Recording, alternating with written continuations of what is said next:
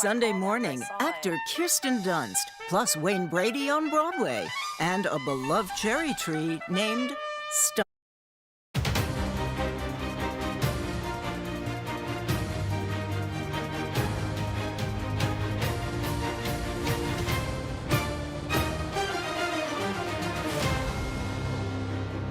This is a devastating decision that will have huge consequences. I thought that the ruling was asinine, but it's up to Arizona to fix it, and it sounds like they're going to do that. This is about restoring stability in the region, and I think we have a chance of doing that. Hello, I'm Ed O'Keefe, CBS News in Washington. Welcome to America Decides. The Arizona Supreme Court's decision to let a Civil War-era ban on abortion services take effect is earning bipartisan condemnation. Democratic Governor Katie Hobbs, President Biden, and former President Donald Trump all say they don't like it. The Grand Canyon State's High Court upheld an 1864 law that allows for abortions to save the life of the mother, but not in cases of rape or incest. Hobbs called on the state's legislature to repeal the ban during an appearance on CBS Mornings. Arizonans across the state are reeling from this devastating decision that reinstates a near total ban, a ban that was passed in 1864, before Arizona was even a state, before women had the right to vote. We have a team of journalists on the story tonight across the country with a look at the fallout from the ruling and the politics of abortion rights. We begin with Elizabeth Campbell in Phoenix. Elizabeth, good to see you. You spoke with an abortion provider in the state about the ruling, as well as an attorney for an anti-abortion rights organization. What did they tell you? Good to be with you, Ed. And fallout is right as people try to regroup and figure out where they're going to go from here. Now, it's important to emphasize that we do not yet know when this ruling will go into effect. There's at least 45 more days before that happens.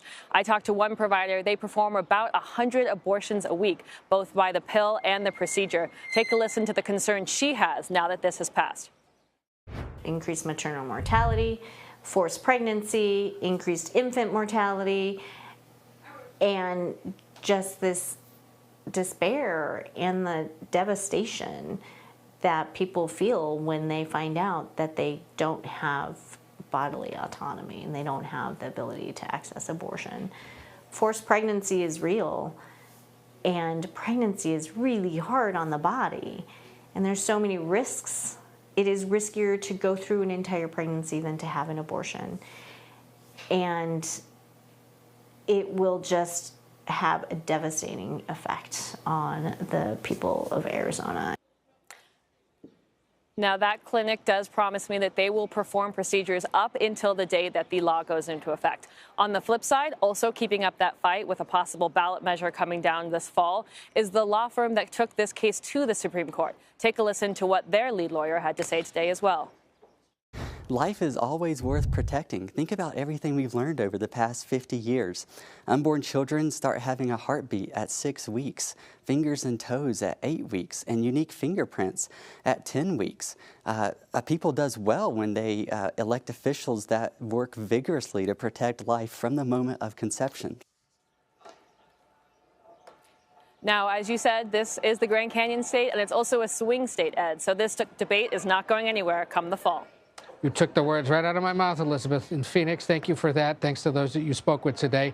Now on to another battleground state. Shauna Mizell is in Charlotte, North Carolina, where the Biden campaign is holding events focused on abortion rights across the Tar Heel state. Shauna, you were there as two women affected by abortion bans campaigned for the president today. What did they have to say? That's right, Ed. So they started out this morning in Durham. They went to Winston-Salem, and they ended in Charlotte. They both spoke about their personal experiences in Louisiana and in Texas being impacted by the restrictive abortion bans that both states have. And they really shared that personal experience during roundtables with physicians, medical professionals, but as well as state lawmakers. And they're sending a similar message that we've seen from the Biden campaign, and that is laying the blame at the feet of former President Donald Trump for those restrictive abortion bans. Now, the Biden campaign featured one of the two women in a new ad. What did she have to tell you? Correct. Amanda. I spoke with her and I asked her why it was important for her to share her story and repeat it so often and even on large platforms like the Biden campaign ad. Here's what she had to say.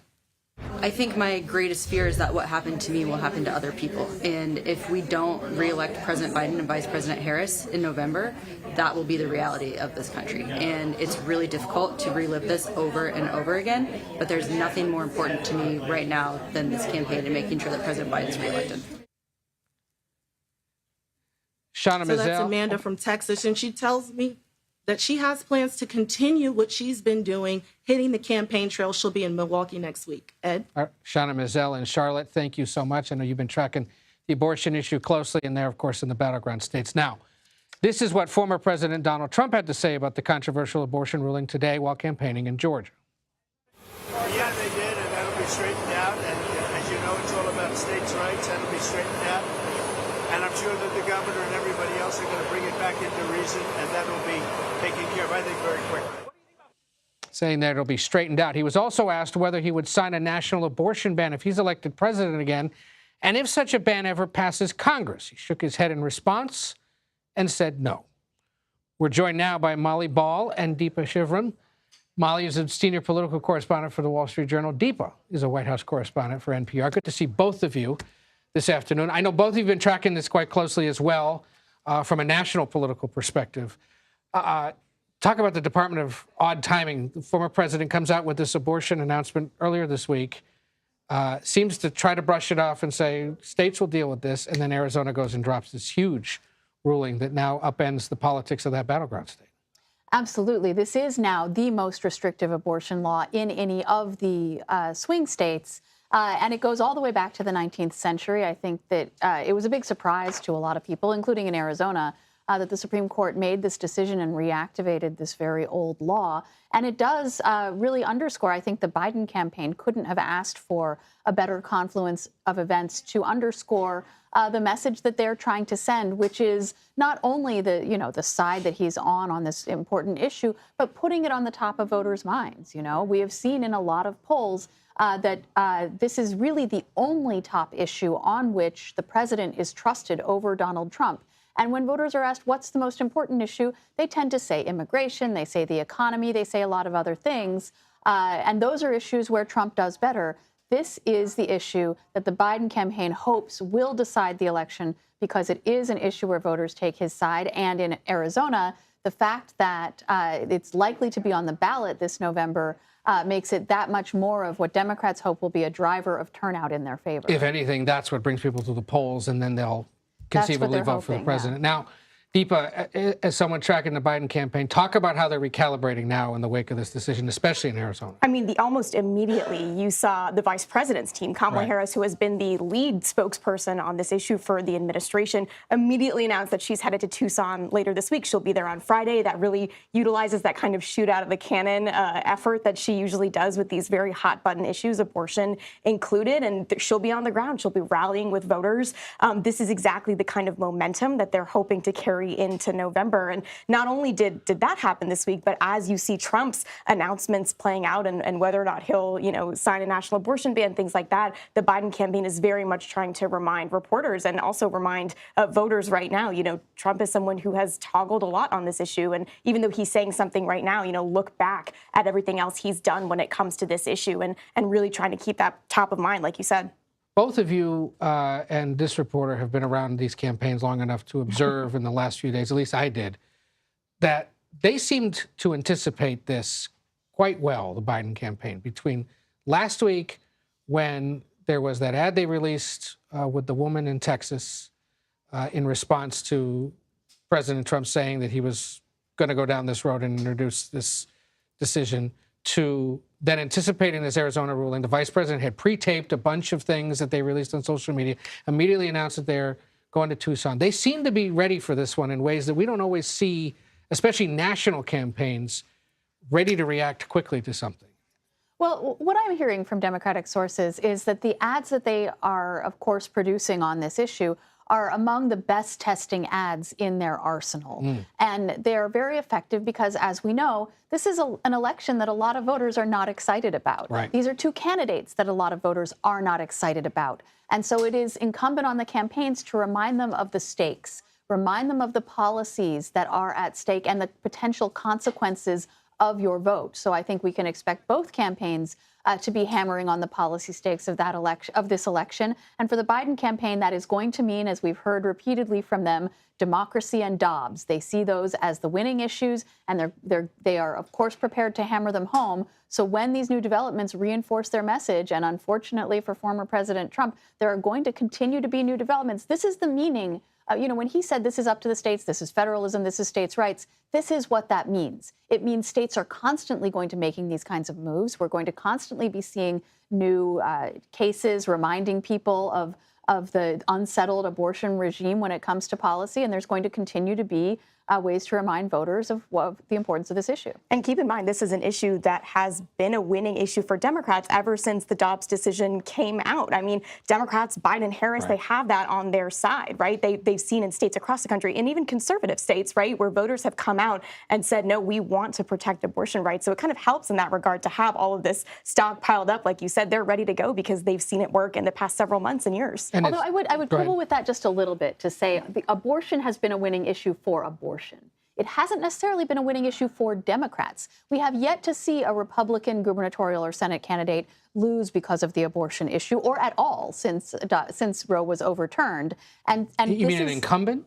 Exactly. Okay, because Daniel Cameron, of course, struggled in the gubernatorial race in Kentucky. We have seen it be an issue in some races. But we have not seen it defeat incumbents, and we have never seen it play in a presidential race. This is the first presidential race since the overturning of Roe.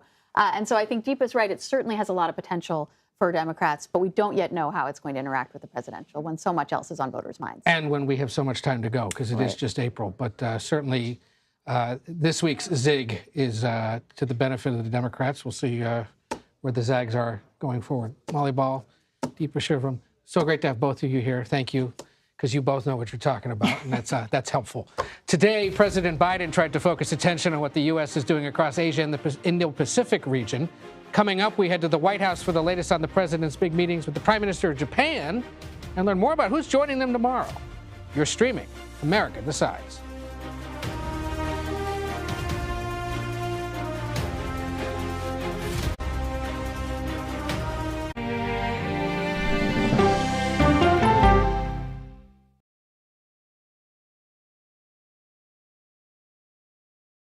Mr. President, there's a lot to talk about. A lot to talk about. Does this carrier strike group stand ready? It's just incredible to see there's an active search and rescue operation going on 12 hours after this accident. The CBS Evening News with Nora O'Donnell.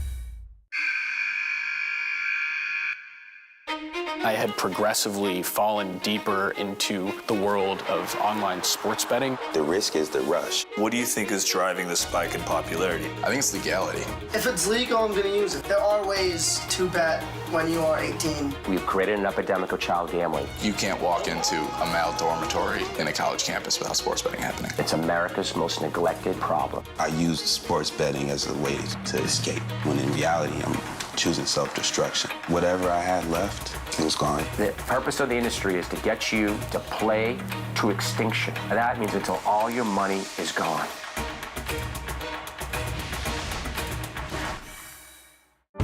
Stories start with the who, what, when, and where. But it's why it's important to you that matters most. Knowing what to ask is how you open the door to a deeper understanding. See you on Prime Time, streaming free everywhere. An original documentary from CBS Reports. That desired farm, it's a wonderful place to raise children, and it still is. Promises broken. Black Americans have been the target of racism and discrimination pretty much from the time they acquired ownership in the land. Costing black farmers hundreds of billions in generational wealth. They did everything to make sure we were run off that land. But communities are uniting to continue the fight. Collective ownership is powerful. To keep their land and their dreams alive. To watch my children play on land that we own means everything. So land is power. Most definitely. 40 Acres and a Mule, now streaming on the free CBS News app. People with developmental disabilities were once sequestered by the hundreds of thousands in institutions. Many of our fellow citizens are suffering tremendously because lack of attention, lack of imagination, lack of adequate manpower. Disability activists have since torn down barriers blocking them from living at home or in the community. We conclude that Title II of the ADA requires states to provide community-based treatment for persons with mental disabilities. But of the 16,000 people who remain in state-operated institutions, half are in 5 states, and Illinois is one of them. I don't want to live in the institution. It makes me feel discriminated against. Do you think there are people living in institutions in Illinois that don't need to be living there? Yeah, because they're proving it as soon as they get out.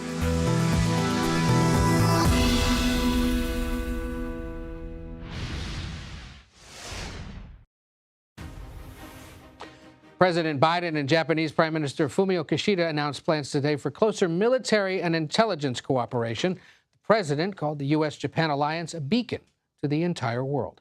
CBS's Weijia Zhang joins us now from the White House. Weijia, good to see you. How exactly do the United States and Japan plan on working together to counter China?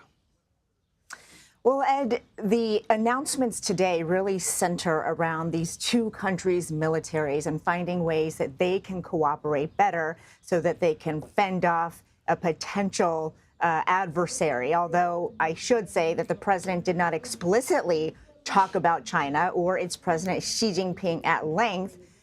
Those two topics were certainly the backdrop and the entire undercurrent of this discussion today. And so to that end, they are looking for ways to, as an example, produce defense weapons together. They're also trying to bolster their military command center in that region to see if there are new ways that they can collaborate. And so all of this, as you mentioned it, is because, as we very well know, every piece of the president's foreign policy is attached to Beijing. And so as Beijing continues its offensive, especially in the South China Sea, the president wants to show that it is getting as many allies as possible in the region and sort of sending a message without saying it that we're prepared in case we have to be. And to that point, they're having a third leader join them tomorrow, right? That's right. This is going to be the president of the Philippines, Marcos Chamorro, Ferdinand Marcos Jr., and he will be here for a trilateral meeting. This comes as in that South China Sea I was just talking about, China has been aggressive towards Philippines Coast Guard, and they're also worried about how China could try to control the seas there. And they're really focused on economic collaboration and growth in the area. But again, Ed, as you know, this points back to China and what they can do as a show of force, if you will, before anything actually happens. And while the president wants to keep as much focus as possible on Asia and the Indo-Pacific, he did have to talk today about the war in Gaza. What did he have to say about ceasefire negotiations? Well, it's really interesting, Ed, because just yesterday here at the White House, hostage families expressed frustration that they seem to, when people mentioned ceasefires and a temporary ceasefire, they were not hearing that being linked back to their loved ones, hostages being released. And so that is exactly what we heard from President Biden today, reminding everyone what's at stake. Take a listen. The new proposal on the table, Bill Burns led the effort for us. We're grateful for his work. There's a now up to Hamas. They need to move on the proposal that's been made. And as I said, we'll get these hostages home where they belong, but also bring back a 6-week ceasefire that we need now. President Biden was also asked about recent comments he made during an interview that Netanyahu is making a mistake in his handling of the war in Gaza, and he was asked explicitly whether the U.S. was prepared to condition aid. But the president sort of talked around it. He talked about all the things Netanyahu is doing to open more humanitarian corridors, all the promises he has made to better protect civilians and humanitarian aid workers. So President Biden said, we'll see. Weijia Zhang at the White House. I guess the other interesting thing is that the Japanese prime minister brought along, 200 more cherry blossom trees to be planted here in Washington? That's right. And 2 Japanese astronauts get to go to the moon with the U.S. whenever we get back there. So it's a pretty extensive day for them. Yes, and it will be capped off with a very extravagant state dinner tonight where Paul Simon is performing. So, a lot of work and a lot of pomp and circumstance, which is why we love covering state dinners, Ed. Don't we? That's right. One day we'll get invited to one. Weijia Zhang, good to see you over there at the White House. Thank you. Sure. For decades, politicians have used the threat of crime to try to win over voters. Next, we explore its effectiveness, even when crime rates start dropping. You're streaming America Decides.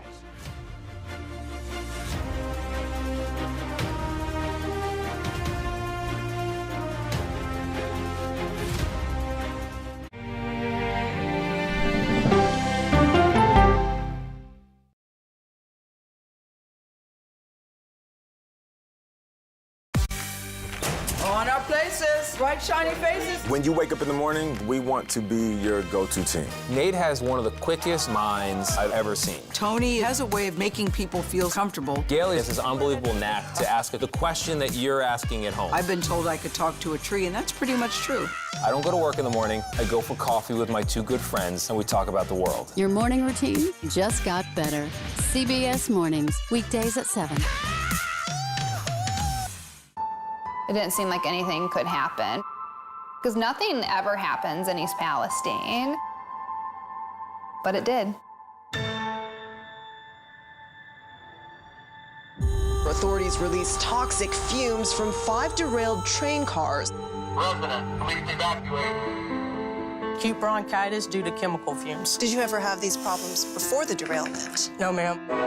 This neighborhood's not safe no more. We can assure the community that there's not vinyl chloride entering their communities. Then why are there so many people feeling these various symptoms of bloody noses or difficulty breathing or bronchitis? That's a hard question to answer. We're talking about one of the most blatant releases of a mixture of some of the most toxic chemicals that we've seen in America. I feel like now I have a duty to warn other communities. If my daughter has to watch me die of cancer, at least it saves someone else.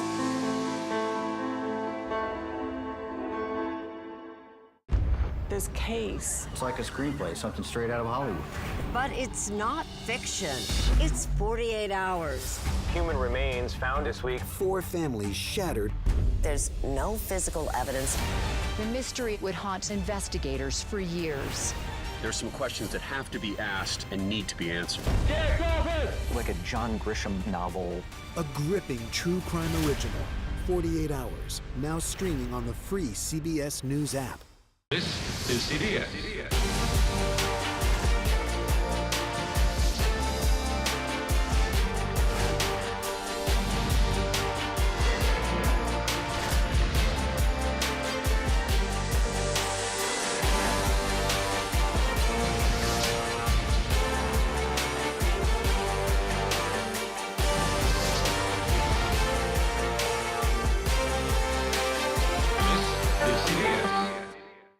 Hello, everyone, and welcome to our Dragon capsule here in space. Sightseers in space, the thrill of a lifetime. Seeing the Earth from space, it was so exhilarating. But the risks that come with the territory. There have been 4 fatal accidents. That's a 1% fatal accident rate. Might make you look before you launch. If you had 1 out of 100 airplanes falling out of the sky, we'd have a public crisis. Space tourism, now streaming on the free CBS News app. Dukakis not only opposes the death penalty, he allowed first-degree murderers to have weekend passes from prison. One was Willie Horton, who murdered a boy in a robbery, stabbing him 19 times. Despite a life sentence, Horton received 10 weekend passes. Welcome back to America Decides. Those who've long followed politics know the impact of ads promising to fight crime, including the infamous Willie Horton ad you just saw there. Violent crime is down. Republicans continue campaigning on concerns about crime and violence. A recent poll found Latino voters, for example, gave former President Donald Trump an 11-point advantage over President Biden on fighting crime, but that gap is actually starting to narrow. Both the Democratic and Republican candidates in a recent race to replace Congressman George Santos out on Long Island campaigned on crime and immigration as well. Swazi and Biden's defund the police agenda has led to more crime and violence. I'll work across the aisle to do what our leaders haven't: secure our border, close the routes used for illegal immigration. Let's bring in Insha Rachman. She serves as Vice President of Advocacy and Partnerships at the Vera Institute of Justice. The organization says its mission is to end the overcriminalization and mass incarceration of people of color, immigrants, and the poor. Thank you so much for being with us. Now, look, despite violent crime being down, why is it that Republicans, you think, continue to win on this issue of crime and violence? So I'm going to challenge one thing you just said, Ed, which is that Republicans continue to win on this issue. So we just saw the Willie Horton ad. That was from 1988. And back then, indeed, running on crime was a winning issue. The GOP started hitting Michael Dukakis on crime and Willie Horton, and we saw Dukakis's multi-digit lead drop. And yet, what we see now is that voters have actually evolved since 1988. But the political strategy that both parties, the GOP runs hard on crime, they spend millions and millions of dollars on ads hitting Democrats on crime, and Democrats either run away from the issue or they run to the right thinking that's the best we can do. Turns out that voters aren't buying either strategy. And so I actually challenge the notion that Republicans are winning on this issue because we have examples. We just saw Swazi win in Long Island. He's a Democrat. He actually fought off the soft on crime attacks, the soft on the border attacks. And he did it actually not by running away from the issue or running to the right, but running on a new message, which is we can be serious about the things the American public cares about, which is safety, security, and stability. It's not about being tough or soft on crime or being tough or soft on the border. It's actually being serious about the issues that voters care about. So I actually think we've got to let go of that conventional political wisdom that tough on crime always works, that Democrats always lose. They lose when they are silent on the issue and they run away. They lose when they sound just like their opposition and they run to the right. But they win, like Tom Swazi demonstrated, like many other Democrats have demonstrated in the past couple of years, when they turn the narrative away from tough or soft to actually serious. I want to show you something that's been airing, or at least a montage of things that have been airing on Fox News in the last few days, and then we'll chat about it on the other side. Tonight, we will show you the latest record-breaking crime statistics, the latest big crime carjackings. President Biden is staring down a raging border crisis that's bringing violent crime to America. In New York City, the overrun of hotels and high schools, the organized crime gangs, the beating of cops, the squatting in homes, the revolving Rikers Island door. Part of this is that they're hearing a lot about this in the conservative media, right? Or that it gets brought up a lot there. And so these Republican candidates feel the need to talk about it. Your argument is, okay, fine. If that's what they're talking about, Democrats shouldn't shirk from that fight, shouldn't shirk from that conversation, should try to take it on, right? That's right. So Republicans have already signaled they're going to spend millions and millions of dollars on ads attacking Democrats for being soft on crime. We just saw President Trump last week in Michigan saying, you know, the border's out of control, migrant crime is out of control, there's blood on the streets. What did you hear from President Biden and the Democrats? Pretty much nothing, other than, well, there was a tough on the border deal that the GOP walked away from. But there's no multi-million-dollar ad talking about what actually makes communities safe. So Democrats are unfortunately doing the thing that they often do, which is to run away from the issue or sort of run to the right. And it turns out, again, as I mentioned, Swazi winning in Long Island, defeating literally millions and millions of dollars of ads calling him the defund candidate or calling him soft on crime. He did it not by going to the right and sounding just like his opposition, but you heard his first sentences, which is, we can find common ground, we can address the issues that matter to voters. And Ed, I want to point out in that stat you just showed about Latino voters, 31% prefer Trump on crime to 20% Biden. The most important thing to take away there is neither party is above majority. Neither party is above water. Voters actually think both parties are doing a bad job on this issue. Republicans historically have had a small advantage, and it's because of volume, because Fox News and Republican candidates talk about the issue all the time. Democrats disadvantage the sort of voter trust gap, if you will, for Democrats. It's not about policy. It's about volume. They simply don't address the issue. And first of all, voters want to know you care about the thing they care about across the political spectrum, which is safety. Do you get a sense that, not even just on crime, but just in general, that you got Democratic candidates out there who see something being talked about in the conservative media space or on a channel they don't necessarily spend a lot of time watching and think, I'm not going to talk about that because it means the other side is setting the agenda. Here's what I want to talk about instead. Your argument, in essence, is saying, okay, fine. If that's what voters are talking about, at least on that other channel where I need to win voters, take it on, whether it's crime and violence, whether it's something else, right? And your argument is Democrats don't do enough of that. Yeah, that's exactly right. So if Democrats are silent on the issue, it's getting defined by Republicans, and that's a disadvantage for Democrats. All right. Insha Rachman, interesting conversation. Thank you for bringing it to us, and we'll do it again. Thanks for having us. All righty. That does it for today. We'll be back with another edition of America Decides tomorrow at 5 p.m. Eastern. Thank you for streaming CBS News.